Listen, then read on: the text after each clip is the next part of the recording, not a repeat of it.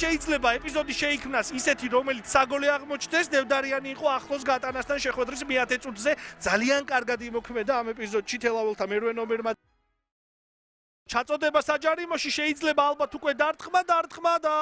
გადარჩა თელავი სწორედ ფრანკ ბამბოკი ცდილობდა გატანას ფრანგი მოთამაშე რომელზეც ვისაუბრეთ პრინციპში დააწრულებით კიდევ ერთხელ განმეორებით ეს ეპიზოდი ძალიან ჭკვიანური გადაცემა ოდნავ ძლიერი თუმცა შეტევა გრძელდება საგარეჯოელთა შესრულებით კომეთიანის დარტყმა და თანდილაშვილი ეუფლება ბურთს და ეპიზოდი განმუხტა თელაველთა მეკარე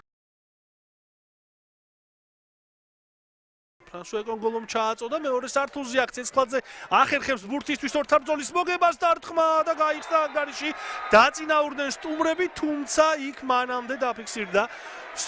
შეტევაში თამაშის წესის დარღვევა და ეს გოლი არ ჩაითვალა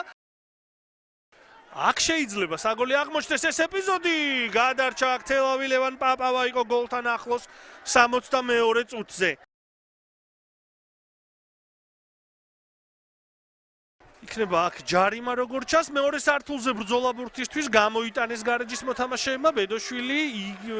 ისევ მარცხენა ფლანგიდან განვითარდება ეს იერიში ფრანსუა ეკონგოლო კამერუნელი ლეგიონერი უახლოვდება ახლა თელაველთა საჯარიმოს ნახოთ გაგრძელება როგორი იქნება მარჯვნივ გადაცემა კომეთიანი დარტყმა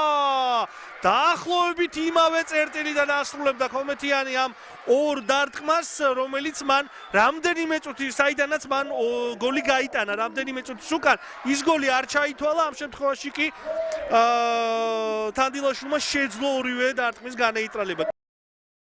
სატურნო ცხრილისთვისაც ანგლების დაპირისპირება მნიშვნელოვანი იყო ამ ეტაპზე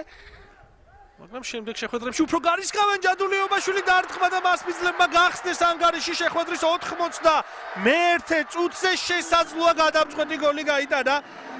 თელაველთა მეცხრე ნომერმა ჯადულიობაშვილმა მარცხენა ფლანგიდან მოწოდებული ბურთის შემდეგ ამ სეზონში მეორე გოლი გაიტანა და თავისი გუნდი დააწინაურა ამ წუთისთვის ცოცხალ ცხელში თელავს 10 ქულა აქვს გადაუსწრო რას ამგურალს რომელიც მეხუთე პოზიციაზე იყო ამ შეხვედრის მიმდინარეობისას ჩაწოდება საჯარიმოში სახიფათოა ეს ეპიზოდი და გადარჩა თელავი გოლთან გიორგი გოგოლაშვილი იყო ძალიან ახლოს